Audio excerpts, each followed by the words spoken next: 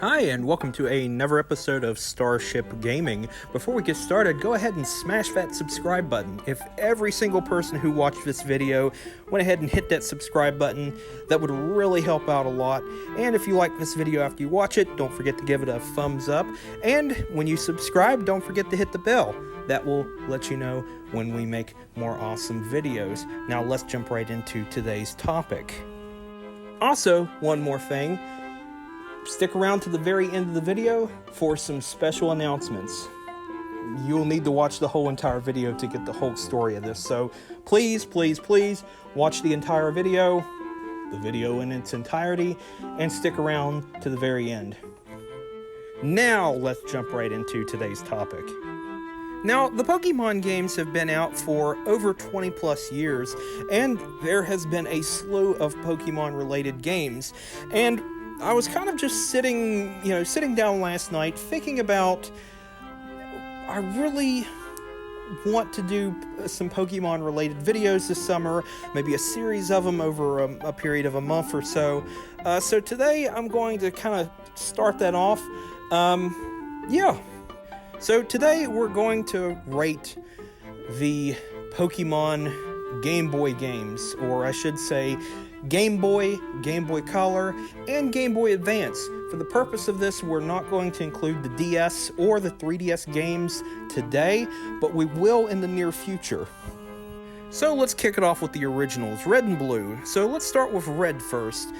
Red pretty much is, or I should say Red and Blue, you start out as a character which is meant to represent you, or specifically you could, be the name of the character that represents the whatever. For example, in Red you could be known as Red, and in Blue you can be known as Blue. And of course there is 150 Pokemon to catch in these games, and there's various methods to catch them. Of course, to catch them all, you have to own both versions and be able to, well, let me back up a little bit. You don't have to own both versions, but what it was meant to be is your friend was supposed to have Blue in theory, and you were supposed to have Red, again, in theory, and to catch the various Pokemon you need to complete your Pokedex and to catch them all, you had to be able to trade using a Nintendo trade cable, which was sold separately at the time, to trade between the Pokemon and complete your collections. Now, as we always have in the past, we have a scale between 1 and 5, 1 being the worst and 5 being the best, and I am going to tell you that Pokemon Red and Blue, we're going to bunch them together since they're pretty much the same version. Red and Blue, I'm going to have to give them a perfect 5. The reason why is you just can't beat the originals. Yeah, they did a lot of changes and improvements when they got to Yellow, which we'll talk about in a moment. But you just can't beat the original two. They're just that amazing. Next up is Pokemon Yellow version, released on the original Game Boy. This came out a little over a year after the original two, Red and Blue, came out, and it's essentially the same game, though there are some improvements, such as improved sprites, which is, if you've played Red and Blue, you could see there's a lot of difference, but the reason that the sprites were improved was to more closely match their anime counterparts. For example, Pidgey looks completely different in Yellow version than its appearance in Red and Blue. And you could see in Red and Blue, Pidgey is very bird-like and has these big, huge eyes, while in Yellow, they kind of toned him down and made him look more closer to his anime version, essentially, or counterpart. And like I said, the gameplay is exactly identical, with very few changes, except you have a Pikachu following you around. That is, of course that's made to match more along the lines with the anime. So, like I said, scale of 1 to 5, 1 being the worst, 5 being the best, I give this one a 4. The only thing that bugs me about it is the whole fact that Pikachu follows you around. Otherwise, the game is flawless compared to the original. And I know what you're probably thinking. Yeah, that's, nitpicking a little bit. But, hear me out. I've heard so many complaints over the past 20 years about this whole Pikachu following you around thing, and players being annoyed with it. So yeah, it really isn't nitpicking when you really think about it, because there's just so many people who have voiced their opinions on this and just didn't like it, and it's probably why they never really did have it in very many games after that, especially in the Game Boy series of games. Next up, we have Pokemon Pinball, which it is what it says. It's a Pokemon-themed pinball game. There's not really much to say about this. You have a few different Pokemon-themed tables, and, that's about it. Now, the one cool thing is that the cartridge actually has a rumble feature, which was featured on several games. One of those other types of games, for example, was Star Wars Racer, which was based on Star Wars Episode 1, The Phantom Menace, which had pod racers, and it rumbled, which, yeah. But for a Pokemon game, it's kind of just, it was just made for the purpose of pushing out Pokemon, because they knew they could stamp Pokemon on anything at this point and make money on it. So on a scale of 1 to 5, I give this one a 2. It is purely for the purpose of just stamping Pokemon on anything and making money. Not saying that it's a bad game, but for the novelty of it, I give it a 2 out of 5. Next up is Pokemon Trading Card Game for the Game Boy Color, or the Game Boy. Technically, it was a Game Boy cartridge, but at this point, they were just branding them as Game Boy Color games. That's just how they rolled. This game itself is based on the actual Pokemon trading card game, and it is what it is. You basically have... It's basically very similar to the regular Pokemon games. You travel around, and you basically battle in these gym-type things. I'm not sure how more to explain it.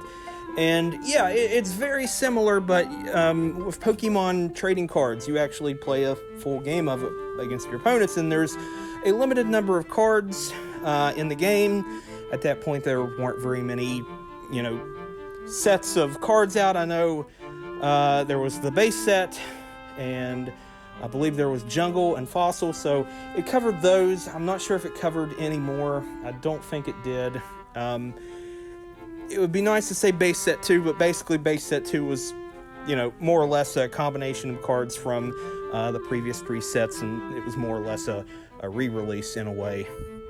It's not a bad game per se, but they could have done a lot to improvement. Personally, I think they should have waited a little bit longer before they released a game like this, at least until there was, at least a total of 6 sets out total, or at least 5, before they made a game like this. But, take anything Pokemon, slap it on it, and it'll sell. Of course, around this time, the Pokemon trading card game, at the time of this release in the United States, 2000, the game originally came out in Japan in 1999, the trading card game was at its peak. It was hot, extremely hot, and kids were buying it like crazy, so the next logical step was to make a game based around it. Personally, I never played this game when it first came out. I later did end up acquiring a copy at a yard sale for about $5 sometime around I want to say 2004 or 2005, but I did eventually get to play it, and it wasn't a bad game, but it wasn't the greatest Pokemon game ever released. On a scale of 1 to 5, I give this one a 3. It's not a bad game, it's not the best Pokemon game ever. Yes, it combines my love of both the regular Pokemon series and the trading card game, but it's not perfect. There's a few flaws there. And it feels really strange and out of place. I don't know why, compared to the other spin-offs. Of course, there was a sequel to it, but it was released in Japan only, and it brought in a few more of the sets, including I believe it brought in Team Rocket set, which brought in Dark Pokemon, and I believe, it brought in Dark Pokemon, which was interesting, but basically the same game. A little bit of improvement based on the first game. Of course, like I said, never got in the United States. I guess because the first game itself didn't really sell that well in the United States. I don't know why. Yeah, there we have it. Of course, before we go any further, I do want to state that for the purpose of this little thing we're talking about, we're not going to cover any of the Japanese games, just the North American releases. We may cover the Japanese ones at a later date, but at this point, I don't know. This video is more or less experimental, so, you know, if it does well, we'll make more of them. If it doesn't, then this will probably be the only Pokemon video we make for a while. Next up is Pokemon Silver version for the Game Boy Color, which also played on the original Game Boy, or I'm just going to say this for the purpose of it. If you had this cartridge or Pokemon Red, Blue, or Yellow, or even the trading card game, these were playable on the Super Game Boy, which was a attachment for the Super Nintendo.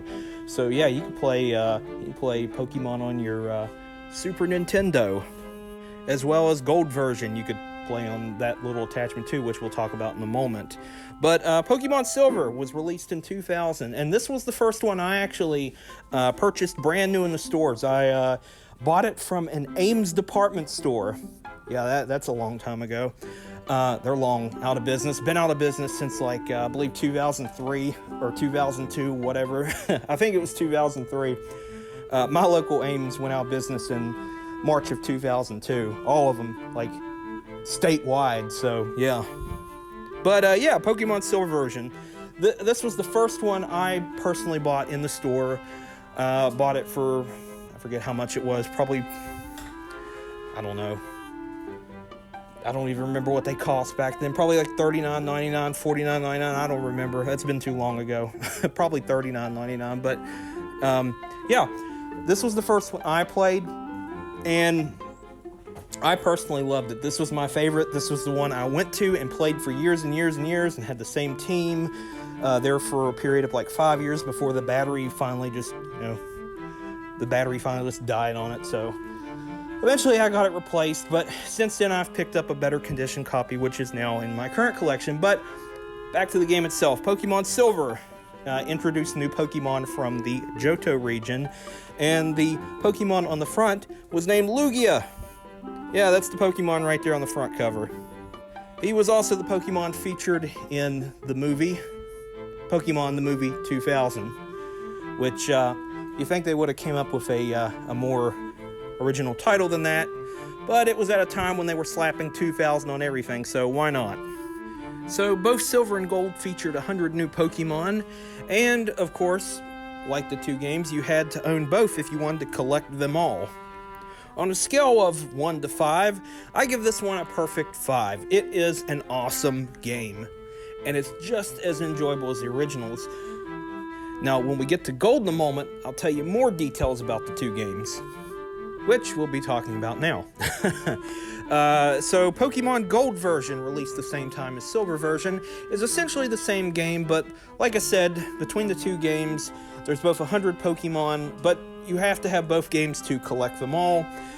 Also, something very different about the two games is that in both games you can catch both Lugia and the Pokemon featured on the cover of Gold, Ho-Oh, which, if you remember, was featured at the end of the very first episode of Pokemon. It was the Pokemon that Ash saw fly off into the distance, the bird Pokemon, or I should say the legendary bird Pokemon. Now, what I said a moment ago, the interesting thing about Pokemon Silver and Gold version is that you can actually visit Kanto. Yes, there's a cave in your hometown. You go through it once you've completed all of the Johto gyms and all that jazz, and you can actually go to Johto and battle the Johto gym leaders. Yeah. Not going to say any more about that. If you didn't know that, you need to actually sit down and play the games. It is flippin' awesome. When I discovered that as a kid, I lost my mind. I was like, no, they just didn't, and yeah, it was just that awesome. And Gold version, on a scale of 1 to 5, I give it a 5, just like silver. Purely for the fact because they included Kanto that you could play through. That's what made these games, or I should say these two games, probably the greatest Pokemon games ever released. To me, even more greater than what Blue, Red, and Yellow were. Next up was Pokemon Puzzle Challenge, which was more or less just a simple Pokemon puzzle game, or Pokemon themed puzzle game. I don't know if I would really consider it much of a sequel to the Nintendo 64 game, which we may possibly talk about in a future episode. That depends. You'll see what the depends means if you watch to the very end of the episode, which I hope you do. But it's just one of those cases where you could slap Pokemon on anything and kids will buy it. Scale of 1 to 5, 2. It's, you might enjoy it the first, 15, 20 minutes you play it, but after that, it just loses its luster, and it's just like any other generic puzzle game. It just has a Pokemon theme to it. So, 2 out of 5. Next was Pokemon Crystal version, released in the summer of 2001, and is more or less a culmination of Silver and Gold, just like Yellow was for Red and Blue. And this one was actually the first that would only play on Game Boy Color, but it came at a time when the Game Boy Advance was just launched, which Game Boy Color games as well as Game Boy games can play on the Game Boy Advance. And more interesting enough, this game was actually bundled with some Game Boy Advance consoles. So if you bought a Game Boy Advance brand new, the first time it came out, your standard your non-SP model, let's say that, which I knew a lot of people having the Game Boy Advance SP. It was just all around better. But if you bought a Game Boy at launch or near launch, or I should say a Game Boy Advance at launch or near launch, you most likely got a copy of Pokemon Crystal bundled with it. And like I said, it's pretty much just gold and silver, just pretty much, yeah. And the only real difference that they made is they added boy-girl. Yeah. Now you can play as a girl. You could be a girl and play as a girl instead of having to play as a boy, as like in the past games.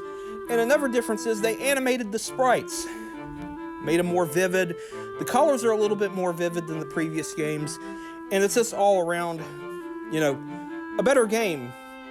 There's also some more secrets of the game, which I won't reveal that. I want you to actually play these games if you haven't played them, but Crystal is the superior version, even though I like to play the original versions, Silver and Gold, of course my favorite being Silver. But if you haven't had a chance to play Crystal version, give it a try. There's some secrets to it, Celebi, and yeah. So on a scale of 1 to 5, I give this one a perfect 5, just like Silver and Gold. It is awesome. Next up was Pokemon Ruby version for the Game Boy Advance. Now we're getting into the Game Boy Advance now. And I actually owned both Ruby and Sapphire. I got them for Christmas in 2003 along with the then newly released Game Boy Advance SP. Had a red one, still have it. Don't know where it is right now. I probably should be getting it out. But yeah, Pokemon Ruby version introduced a whole lot of new Pokemon. It included a new region called the Hoenn region, and it brought back a lot of favorites from past Pokemon games too. And this game I remember vividly. It actually wasn't my favorite of the two. But yeah, you have a bunch of new Pokemon, and to collect them all, you have to own both versions. Here's the kicker though. You could not transfer Pokemon between this version and previous versions of the games like you could with Silver and Gold and Crystal and Red, Blue, and Yellow. Silver, Gold, and Crystal utilized this whole, I don't know what the word for it is, but it was like a time machine, and you could go back in time and trade Pokemon. It was this real odd.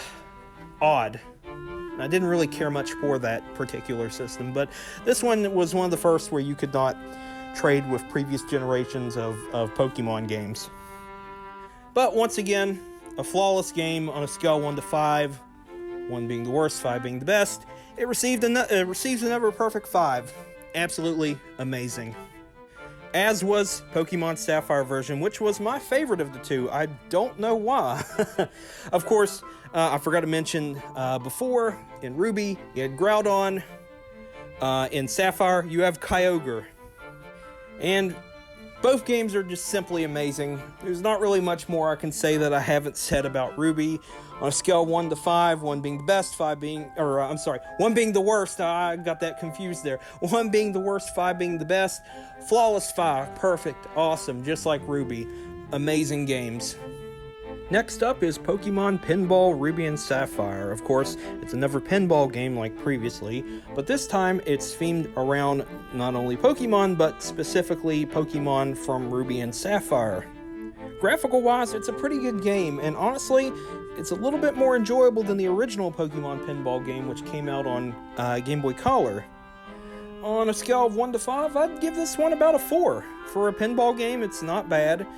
Like I said previously, it's just regular pinball with Pokemon slapped on, because, let's face it, anything with Pokemon, kids will buy like crazy, but this one is just slightly a little bit different. It's a little bit more enjoyable, and I think it has to do with the graphics. So, 4 out of 5. Next up is Pokemon Emerald version for the Game Boy Advance, and just like its predecessors, Yellow version and Crystal version, it is an enhanced remake. This one being an enhanced remake of Ruby and Sapphire. Of course, there's not really much difference in the two. One of the main differences is that it has animated sprites as opposed to Ruby and Sapphire, and it also includes some other secrets that weren't originally in Ruby and Sapphire. Like I said, I won't spoil those. I want you to play the game, make the discovery for yourself. But this one, I'm going to say, really good. I remember buying it when it was new, and it was at a time I was not really too into Pokemon. It came pretty late in the game, or I should say, to me it did. At that point, I was into stuff like, I don't remember what I was into, Spider-Man, which Spider-Man 2 just came out the previous year, and Star Wars. There was a new Star Wars movie, Lord of the Rings, stuff like that. And I was getting older, and I just kind of lost my interest in it, but the game was flawless. I eventually got around to playing it. I think I played it around, 2005, 2006. I bought it at launch, and now it is an extremely hard game to find. On a scale of 1 to 5, this one receives a flawless 5, just like Ruby and Sapphire. Awesome game. A little bit better than Ruby and Sapphire. Not a whole much, not a whole lot, but it definitely does make some improvements to Ruby and Sapphire that were definitely well needed. And last but not least, Pokemon Mystery Dungeon Red Rescue Team for the Game Boy Advance. There was also a blue rescue team, and it was released for the Nintendo DS. And honestly, it was just kind of odd because this was so late in the game. This game came out in 2006, and at that point, people were slowly starting to abandon their Game Boy Advance in favor of the DS, or even more advanced consoles at the time, such as the PSP, the PlayStation Portable. This was more or less developed side by side along with Red Rescue Team, and they just wanted probably a reason to have one version for the Game Boy Advance and one version for the still fairly decent, it had been out about 2 years at that point, Nintendo DS handheld console. And with that, this was the very final Game Boy Advance Pokemon game ever released. After this, all future Pokemon games would be released on the DS, and so on and so forth. But in this game, you wake up as a Charmander, and you have to solve some mysteries. Yeah, I'm not going to go into detail about it. I could sit here and go into detail for like 20 minutes about it, but I really don't feel like that. You're just here to get a rating anyway on a game, so yeah. But as the final Game Boy Advance game, or I should say final Game Boy game altogether in the series, on a scale of 1 to 5, 1 being the worst, 5 being the best, I give this one a 4. It's pretty good, not quite flawless, definitely worth picking up and adding to your collection. I personally liked it, and I think you'll like it too. So as you see, there were quite a few Pokemon games released in the Game Boy Color, and Game Boy Advance lines, and yeah, a lot of them were good. Then you had a few that were, a few stinkers there. No 1-star ones, 2-star at lowest, but you know. So, if we decide to continue this series, let us know in the comments. But don't go anywhere yet. We still have a few more things to discuss. If you watched this far, let us know in the comments. Say, hey, I watched to the very end.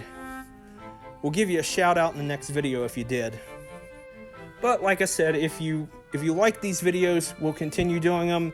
The next series, if we do another series of them, is we'll cover the DS and 3DS games, which there's a lot. We'll cover those next, if you want to see that. And then eventually we'll get up to, the other various systems, including maybe even a video about the Pokemon Mini, which not a lot of people know about the Pokemon Mini. We'll discuss that possibly in a video if you want to see that, if the views and whatnot are good for this. So if you like this video, give it a thumbs up. Yeah. And don't forget to subscribe and hit the bell. It'll let you know when we make more awesome videos. Now, one last thing before we go. We are considering going on extended hiatus after episode 310. And the reason why is there's a lot going on in my life. Not only that, but the views really aren't there where we want them, as well as the subscriptions. So if we can get 500 subscribers by the end of July, that would be awesome. That would keep me motivated to keep making videos.